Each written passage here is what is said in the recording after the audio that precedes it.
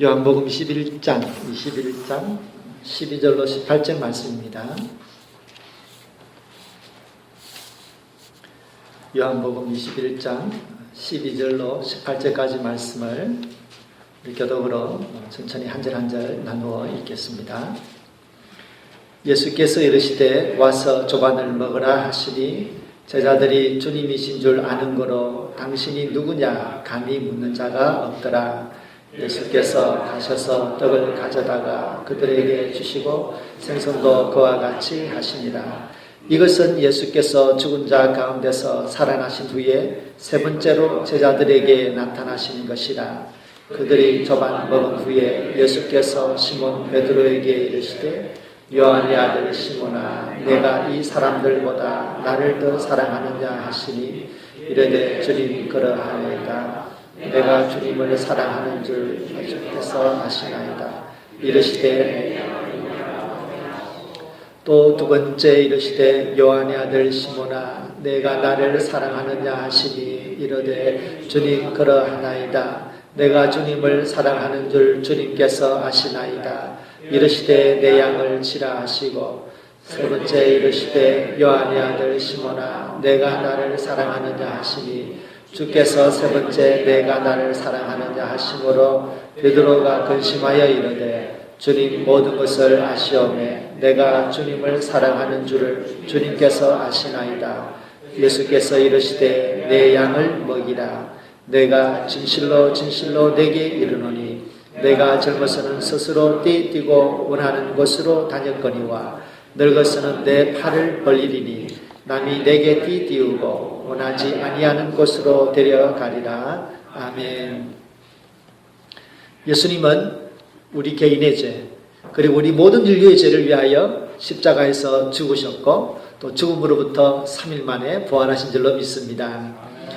예수님의 제자 요한은 예수님의 죽음으로부터의 부활을 자세하게 설명을 하면서 예수님의 죽음이 또 그리고 예수님의 부활이야말로 그가 직접 목격했던 역사적인 사실이라는 것을 계속해서 말씀을 전언하고 있습니다. 그래서 예수님의 제자 요한이 쓴 이 요한복음에 보면 제일 먼저 예수님의 부활을 본 사람을 막달라 마리아라고 소개하고 있습니다. 막달라 마리아가 예수님의 빈 무덤에 들어갔을 때에 천사를 만났고 또한 부활하신 예수님을 보았습니다. 그리고 그날 저녁 일요일날 오후에 제자들이 유대인들이 무서워서 문을 다 걸어잠그고 있는 그 자리에 예수님께서 나타나셔서 너희에게 평안이 있을지어다 말씀하셨습니다. 그런데 마침 그 자리에는 도마가 없었습니다. 도마는 제자들이 우리에게 예수님이 나타나셨다라고 하는 얘기를 하니까 내 손으로 예수님의 손의 상처, 허리의 상처를 만져보지 않고는 내가 믿을 수 없다라고 했습니다. 얼마의 시간이 지나고 나서 며칠이 지나고 나서 도마를 포함한 모든 제자들이 다시 모였을 때에 그 중에 예수님께서 호련히 부활의 몸으로서 영광스러운 몸으로서 다시 오셨습니다. 그리고서 너희에게 평안이 있을지어다 인사를 하셨습니다. 그리고서 도마에게 말하죠. 너의 손가락으로 나의 손의 못자국을 만지고 너의 손으로 나의 허리에 창자국에 손을 넣어보라. 그리고 믿지 않는 사람이 아니라 믿는 사람이 되라고 하셨습니다. 그래서 도마는 나의 하나님이시여 나의 그리스도이십니다 라고 고백하면서 도마도 또한 예수님을 이제 부활의 예수님을 믿게 되었습니다. 성도 여러분, 우리는 예수님을 보지 못했습니다.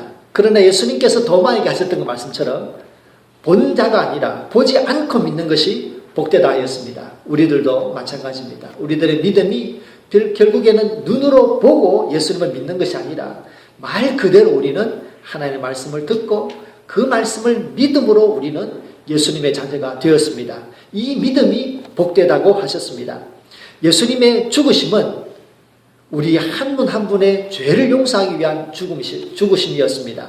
그래서 우리는 예수님을 나의 구원자로 고백하고 예수님의 죽음 속에서 나의 모든 죄가 용서되었다라고 마음으로 믿으면 우리는 예수님의 그 보혈의 능력이 우리에게 그대로 영향을 미쳐서 우리들도 예수님의 보혈로 말미암아 죄가 다 용서되고 하나님께서 우리를 하나님의 자녀로 받아들이시는 것입니다.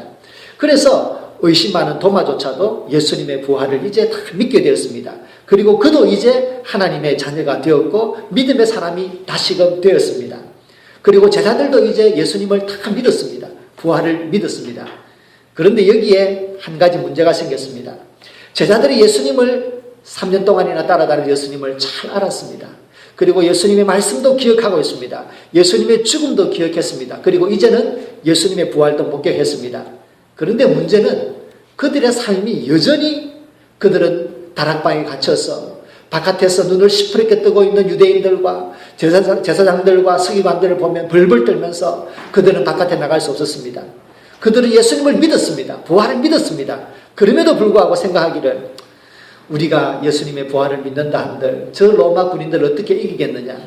우리가 예수님을 믿는다 한들 예수님이 부활하셨다고 한들 우리가 저 대제사장들과 싸워서 어떻게 이길 수 있을까.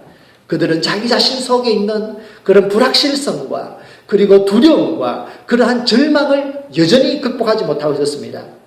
그런데 이게 우리가 한 가지 의문을 가지는 것이 있습니다. 우리가 생각하기에 예수님의 부활을 몸으로 보았다면 어려움들을 다 이겨내고 그냥 바깥에 뛰쳐나가서 예수님이 부활했다라고 말할 수 있을 것 같은데 오늘 본문에 보면 그들은 그러지 못했습니다. 그들은 여전히 두려움과 여전히 불확실성과 여전히 어떻게 할지 몰라서 아무런 생각 없이 그들은 우왕좌왕하면서 모여 있었던 것입니다. 그때에 베드로가 얘기합니다. 나는 그냥 여기서 사도 생활 접고 고향에 고기나 잡으러 가야 되겠다. 제자로서의 은퇴를 선언합니다. 그 이야기를 듣고 있던 나머지 제자들도 그렇지 예수님이 부활한 것은 맞지만 내가 어떻게 하겠나. 내가 무슨 일을 또 하겠어. 라고 하면서 그들도 나도 따라갈래요. 나도 따라갈래요. 그러면서 예수님의 수제자라고 하는 베드로, 야고보, 요한 포함해서 모두 7명이 한꺼번에 다 고향으로 내려가 버리고 말았습니다. 그들은 옛날에 예수님에게서 부름을 받았을 때 내려놓았던 그물을 챙기고 뒤집어 놓았던 배를 다시 수리해서 그들은 예수님께서 부르셨던 그 사도로 부름을 받았던 그 자리에 그들은 다시 읍으로 돌아오고 말았습니다. 밤새워 그물을 던졌지만 아무것도 잡을 수 없었습니다. 이런 새벽에 바닷가에서 호숫가에 산 사람이 얘기합니다. 여러분 고기를 잡은 게 있어. 없습니다. 그물을 배 오른쪽에 던지시오. 제자들이 그물을 배 오른쪽에 던졌더니 고기를 들어 올릴 수 없을 만큼 그물을 들 수 없을 만큼 많은 고기가 잡혔습니다. 그때 눈치 빠른 요한이 깨달았습니다. 그래서 베드로를 툭 치면서 얘기합니다. 주님이시다. 베드로가 깜짝 놀랐습니다. 그때서야 눈이 떠져졌습니다. 그때서야 알게 되었습니다. 그래서 얼른 벗었던 옷을 주워 입고 마음이 급해서 호숫가에 뛰어들어서 먼저 예수님에게 다가갔습니다. 막상 다가가니 할 말이 없습니다. 왜죠? 예수님께서 부르신 그 자리에 어부의 옷을 입고 다시 갔으니 무슨 할 말이 있겠어요? 그런데 예수님 옆에는 숯불이 피워져 있고 아침을 위해서 고기도 구워 생선도 구워져 있고 빵도 구워져 있습니다. 제자들이 툴툴 털고 예수님 주위에 모여서 아침을 먹게 되었습니다. 그런데 오늘 성경에 보면 누구도 감히 예수님에게 당신 누구입니까? 라고 묻는 사람이 없다고 했습니다. 왜일까요? 예수님이 누구인지 몰랐어가 아니라 한마디로 유구무원. 예수님이 우리를 부르셨는데 부활의 몸까지 보여주셨는데 예수님을 만나기 전처럼 돌아가 버렸으니 정말로 그들은 꿀먹은 벙어리가 된 것입니다. 여러분, 예수님께서 부르셔서 떠난 그 자리에서 그들은 다시금 옛날로 돌아가 버리고 말았었습니다. 그들이 가지고 있는 이 무기력감, 그들이 가지고 있는 이 절망, 도대체 이것을 어떻게 하면 극복할 수 있을까요? 성도 여러분, 우리가 예수님을 믿고 오랫동안 믿어왔고 믿음 생활해왔습니다. 그리고 우리는 성령의 은사도 경험했습니다. 성령 하나님께서 살아 역사한다는 것도 알고 있습니다. 기도하면 하나님께서 역사한다는 것도 알고 있습니다. 우리는 살아계신 하나님에 대한 믿음이 있습니다. 그럼에도 불구하고 우리는 때로 우리의 삶의 어려운 문제 때문에 스스로의 문제에 발목이 걸려서 발목이 붙잡혀서 무기력감과 좌절감과 믿음이 나를 어떻게 변화시킬 수 있을까라고 하는 믿음에 대한 희망을 포기할 때가 있습니다. 마치 제자들과 같이요. 믿음은 있지만 무기력에 사로잡혀 있는 제자들과 같습니다. 자, 문제는 무엇입니까? 어떻게 하면 그들이 가지고 있는 믿음이 자기의 삶을 지배하는, 그들이 가지고 있는 부활의 신앙이 어떻게 하면 자기의 삶을 지배하는 능력으로 나타날 수 있을까라고 하는 문제입니다. 예수님께서 오늘 베드로를 통해서 믿음의 능력을 회복시킬 수 있는 그러한 삶으로 인도하시는 것을 베드로를 통해서 보여주고 있습니다. 여러분, 행여나 우리가 삶을 살면서 혹은 지금 현재 우리의 삶 가운데 내가 해결할 수 없는 너무나 큰 문제 때문에 혹은 절망이나 혹은 무기력감에 묻혀 있은 분이 계십니까? 그것이 우리의 신앙을 흔들어 놓는 분이 있습니까? 여러분, 오늘 말씀을 통해서 신앙이 우리의 삶을 지배하고 신앙이 우리의 인생을 지배하는 그런 신앙의 단계로 한 걸음 나아갈 수 있기를 주님의 이름으로 부탁드립니다. 아침 식사를 다 마치셨습니다. 예수님이 이 제자들을 어떻게 도와줄까? 예수님이 오케이, 너희들이 뭘 잘 모르는구나, 내가 이제부터 다시 가르쳐 줄 테니까 잘 들어보아라 하지 않았습니다. 너희들 아직 정신 못 차렸구나, 고생을 좀 더 해봐라 하지 않았습니다. 대신에 예수님은 이런 질문을 던지셨습니다. 요한의 아들 시몬아, 네가 나를 사랑하느냐? 예, 주님, 내가 주님을 사랑합니다. 내가 주님 사랑하는 거 주님이 아시잖아요. 예수님이 두 번째 묻습니다. 요한의 아들 시몬아, 네가 나를 사랑하느냐? 예수님, 내가 주님 사랑합니다. 주님 아시잖아요. 내 양을 먹이라. 예수님이 세 번째 또 얘기합니다. 요한의 아들 시몬아, 내가 나를 사랑하느냐? 예, 주님, 내가 사랑하는 줄 주님께서 아십니다. 정말 베드로는 쥐구멍이라도 들어가 싶은 마음으로, 그냥 떨리는 마음으로 겨우겨우 대답을 합니다. 예수님께서 다시 한번 말씀하십니다. 내 양을 먹이라. 그렇게 얘기하십니다. 예수님께서 세 번이나 그에게 그득그득 사랑하느냐 물으셨습니다. 그런데 여러분, 우리가 성경 보고 있는 이 성경 이외에 그리스어로 된 다른 번역본에 보면, 다른 사본에 보면 우리가 그것을 사본에도 몇 가지 이렇게 등급이 있거든요. 오센틱한 등급이 있는데, 근데 어떤 그 그리스어 사본에 보면 여기서 사랑하느냐라고 하는 말을 세 가지 다른 그리스 말로 번역을 해 놓았습니다. 예수님은 아람어로 하셨기 때문에 그렇게 그리스 말로 디테일하게 말씀을 안 하셨겠죠. 그렇지만은 이 그리스어를 번역하는 이 사람이, 이 사도 어떤 분이 이 말을 번역할 때 이렇게 했어요. 네가 나를 사랑하느냐라고 하는 그 첫 번째 질문에 대해서는 네가 나를 필레오 하느냐, 친구로서, 우정으로서, 3년간 삶을 나눈 형제로서 네가 나를 사랑하느냐라고 하는 단어를 써서 사랑하느냐라고 물었습니다. 그리고 두 번째 보면 부모와 자식 간의 그 뗄 수 없는 그 사랑, 그 깊은 사랑, 천륜의 사랑을 가지고서 네가 나를 사랑하느냐라고 물었다고 했습니다. 세 번째 사랑하느냐라고 했을 때는 하나님이 인간을 사랑하는 무조건적인 사랑, 그 신적인 사랑의 단어를 써서 아가페오, 나를 사랑하니 라고 물었다고 했습니다. 정말로 예수님께서는 그렇게 디테일하게 그리스어를 써가지고 하시지 않았겠지만 그에게 사랑하느냐 사랑하느냐고 물었을 때에는 그의 무기력을 극복하고 그가 다시금 신앙의 사람으로, 다시금 믿음의 사람으로, 다시금 사도로서 일어날 수 있는 그 능력의 키를 이 신앙의 고백으로부터 보신 것입니다.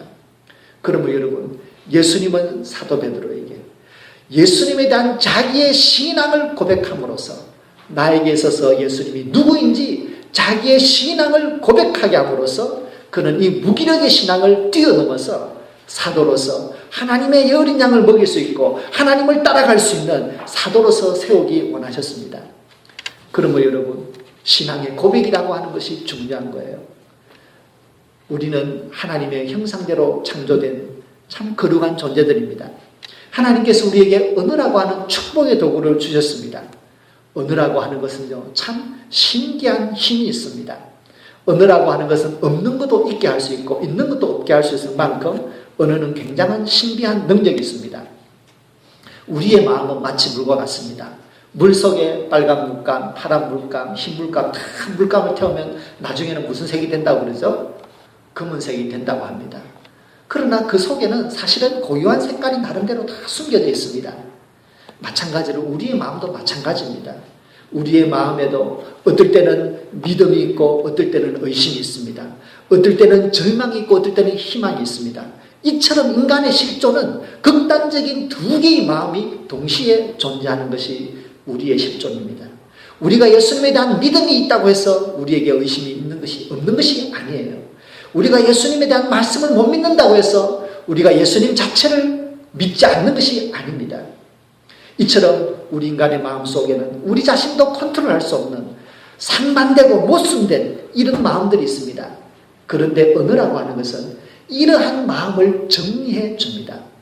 예수님 속에서 예수님에 대한 절망과 희망과 그리고 분노와 자기에 대한 한없는 아쉬움들, 미련들, 그런 속에도 불구하고 네가 나를 사랑하느냐라고 할 때 주님, 나는 주님을 사랑합니다 라고 고백하면 그 나머지 사랑이라고 하는 그 사랑을 뒷받침할 수 있는 모든 생각 이외에 다른 것들은 하나씩 정리되어 가는 것입니다.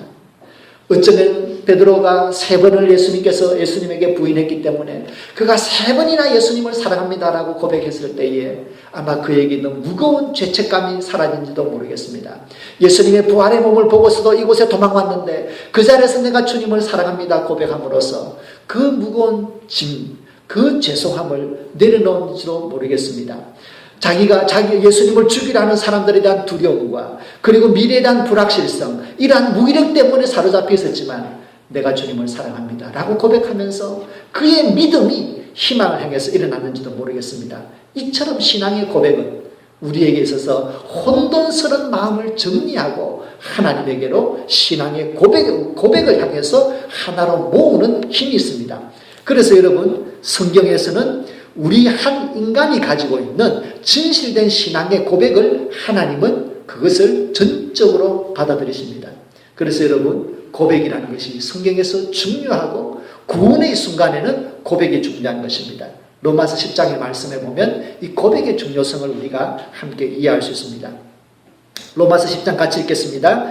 내가 만일 내 입으로 예수를 주로 시인하며 또 하나님께서 그를 죽은 자 가운데서 살리신 것을 내 마음에 믿으면 구원을 얻으리니 사람이 마음으로 믿어 의에 이르고 입으로 시인하여 구원에 이르느니라. 아멘. 여기서 여러분, 우리의 구원이 2가지에 의해서 결정이 된다고 했죠. 첫 번째는 우리가 마음으로 믿어야 되고 두 번째는 입으로 시인해야 된다고 했습니다. 이것이 여러분 간단한 것 같지만 간단하지가 않아요. 우리가 일제시대 때 많은 목사님들, 많은 성도님들이 일본의 신사참배에 반대해서 고문을 받고 죽어간 사람들이 많이 있습니다. 그분들은 마음속으로 믿고 입으로는 안 믿어요 라고 하면 되었을 것입니다. 그분들의 마음에는 여전히 예수님에 대한 믿음이 있었을 것입니다. 그러나 그들은 입으로 부인하는 것조차도 하지 않았습니다. 왜입니까? 우리의 입술에 한마디 한마디를 하나님이 듣고 있다고 믿었기 때문입니다. 그러면 여러분, 우리의 입술의 고백이라고 하는 것이 이처럼 중요합니다. 우리는 믿을 뿐 아니라 우리는 입술로 고백해야 됩니다. 야곱이 형을 피해서 목숨을 구하기 위해서 멀리 외삼촌 집에 도망하게 되었습니다. 홀로 광야에서 첫 달 밤을 지낼 때 하나님께서 꿈속에 그를 찾아오셨습니다. 하늘의 문이 열리고 그 열려진 하늘 문 위로 하나님께서 말씀하셨습니다. 야곱아, 내가 너를 이 땅으로 돌아오라. 내가 이 땅을 너와 너의 자손에게 주고 내가 너와 함께하며 내가 너를 이곳에 다시 돌아오게 하겠다라고 했습니다. 그때 야곱은 내가 아버지 밑에 있었을 때는 아버지의 하나님만 믿었는데 이곳에서도 하나님이 계시구나 라고 하는 깨달음을 가졌습니다. 그리고 하나님에게 감사했습니다. 그런데 여러분, 여기서 야곱이 아주 놀라운 한 가지 엑스트라에 기대하지 못한 일을 한 가지 하고 있습니다. 하나님은 그에게 분명히 약속을 주셨습니다. 나는 너의 아버지 하나님, 너의 아브라함의 하나님, 너의 아버지 하나님이다 라고 하면서 내가 이 땅을 너와 너의 자손에게 주며 내가 너와 함께하며 너를 이곳에 돌아오게 하겠다라고 말씀하셨습니다. 그러면 하나님은 이 약속을 이룰 것입니다. 분명히 이룰 것입니다. 그런데 야곱은 이 약속을 다시 한번 바꿔 놓습니다. 어떻게 바꿉니까? 자기의 방법으로, 자기의 언어로 하나님에게 고백하게 됩니다. 창세기 28장의 말씀을 함께 보겠습니다. 같이 읽습니다. 야곱이 서원하여 이르되 하나님이 나와 함께 계셔서 내가 가는 이 길에서 나를 지키시고 먹을 떡과 입을 옷을 주시어 내가 평안히 아버지 집으로 돌아오게 하시오면 여호와께서 나의 하나님이 되실 것이요 내가 기둥으로 세운 이 돌이 하나님의 집이 될 것이요 하나님께서 내게 주신 모든 것에서 10분의 1을 내가 반드시 하나님께 드리겠나이다. 아멘. 하나님은 야곱의 이 고백이 없어도 하나님은 하나님의 약속을 지키실 것입니다. 그런데 야곱은 거기에 머물지 않았습니다. 거기에 자기의 희망을 한 가지 애드해서 그리고서 고백을 합니다. 하나님이 나에게 주신 것 그 이외에 하나님 나에게 이것도 주십시오 하고 이것을 담아가지고 신앙의 고백으로 하나님에게 다시 한번 던져드리고 있습니다. 하나님은 그의 신앙의 고백대로 그 고백 그대로 이루어 주셨습니다. 여러분, 다윗은 하나님의 마음에 맞는 사람이라고 했습니다. 다윗의 삶을 보면 그는 아주 인생에 있어서 중요한 순간에 그때마다 그는 하나님 앞에 위대한 신앙의 고백을 하고 하나님은 그의 고백 그대로 삶 속에서 기적을 일으켜 주십니다. 우리가 그의 여러 가지 고백 중에서 아주 멋있는 고백이 하나 있습니다. 다윗이 자기 형들을 만나러 전쟁터에 갔습니다. 그랬더니 골리앗이라고 하는 이방 장수가 이스라엘 사람들 앞에서 하나님을 저주하고 이스라엘 사람들을 모욕하고 있습니다. 그래서 다윗은 내가 저 골리앗을 죽이겠다라고 골리앗을 죽이기 위해서 나갑니다. 그런데 골리앗이 보니까 조그만 아이가 막대기 하나 짚고 나오니까 너는 내가 동네 경주 아느냐, 내가 너를 죽이겠다라고 이렇게 큰 소리를 칩니다. 그러자 다윗은 자기를 죽이겠다고 거인처럼 서 있는 그 거인 골리앗을 향해서 나가면서 위대한 신앙의 고백을 하고 있습니다. 사무엘상 17장의 말씀 같이 읽겠습니다. 너는 칼과 창과 단창으로 내게 나오거니와 나는 만군의 여호와의 이름 곧 내가 모여가는 이스라엘 군대의 하나님의 이름으로 내게 나아가노라. 오늘 여호와께서 너를 내 손에 넘기시리니 또 여호와의 구원하심이 칼과 창에 있지 아니함을 이 무리에게 알게 하리라. 전쟁은 여호와께 속한 것인즉 그가 너희를 우리 손에 넘기시리라. 아멘. 여러분, 얼마나 멋집니까? 너를 내 손에 맡겼다. 이 신앙의 고백 그대로 하나님은 그에게 이루어 주셨습니다. 그런데 다윗의 삶 속에서 그의 많은 신앙의 고백 속에서 가장 아름다운 신앙의 고백이 하나 남아 있습니다. 같이 한번 읽어보겠습니다. 이 신앙의 고백은 사실은 그의 전 인생에서 하나님이 나에게 이렇게 역사하시면 좋겠습니다 라고 하는 신앙의 고백이에요. 하나님에 대한 신앙의 고백, 하나님에 대한 그의 소원이라고도 할 수 있습니다. 시편 23편의 말씀을 같이 읽습니다. 여호와는 나의 목자시니 내게 부족함이 없으리로다. 그가 나를 푸른 풀밭에 누이시며 신만한 물가로 인도하시는도다. 내 영혼을 소생시키시고 자기 이름을 위하여 의의 길로 인도하시는도다. 내가 사망의 음침한 골짜기로 다닐지라도 해를 두려워하지 않을 것은 주께서 나와 함께 하심이라. 주의 지팡이와 막대기가 나를 안위하시나이다. 주께서 내 원수의 목전에서 내게 상을 차려주시고 기름을 내 머리에 부으셨으니 내 잔이 넘치나이다. 내 평생의 선하심과 인자하심이 반드시 나를 따르리니 내가 여호와의 집에 영원히 살리로다. 아멘. 다윗은 평생 죽을 고비를 수없이 넘겼습니다. 너무너무 많은 부끄러움을 당하였습니다. 많은 실수도 하였습니다. 집안은 정말로 요즘 말로 하자면 정말 부끄러운 일들이 가정에도 많이 있었습니다. 그러나 하나님은 이 신앙의 고백을 그의 삶이 벗어나지 않도록 해주셨습니다. 여러분, 우리가 어떤 신앙을 고백하느냐, 어떤 하나님의 말씀을 붙들고 기도하느냐라고 하는 것은 우리의 인생을 좌우합니다. 성도 여러분, 우리는 지금 어떤 삶의 상황에 있습니까? 여러분의 신앙은 어떤 상태입니까? 예수 그리스도와 하나님 아버지에 대한 우리의 신앙을 새롭게 할 수 있기를 바랍니다. 여러분의 소망을 담은 고백을 할 수 있습니다. 믿음으로 어떤 분들은 예언적인 고백을 하기도 합니다. 희망과 축복이 담긴 고백을 하십시오. 그리고 야곱처럼 자기의 희망과 축복을 담아서 고백하고 또 다윗도 자기의 희망과 축복을 담은 고백을 하였습니다. 하나님은 그 고백을 그대로 들어주셨습니다. 마지막으로 여러분, 우리가 인생을 살면서 우리의 삶 속에 정말 하나님의 영광이 되고 하나님에게 기쁨이 되는 그런 보람 있는 가치 있는 삶을 살기 원한다면 사도 바울의 신앙의 고백을 한번 들어볼 필요가 있습니다. 갈라디아서 2장에 나오는 이 사도 바울의 신앙의 고백은 정말 믿음으로 우리의 신앙의 고백으로 함께 들을 수 있었으면 참 좋겠습니다. 갈라디아서 2장의 고백을 함께 드립니다. 내가 그리스도와 함께 십자가에 못 박혔나니 그런즉 이제는 내가 사는 것이 아니요 오직 내 안에 그리스도께서 사시는 것이라. 이제 내가 육체 가운데 사는 것은 나를 사랑하사 나를 위하여 자기 자신을 버리신 하나님의 아들을 믿는 믿음 안에서 사는 것이라. 아멘. 아멘.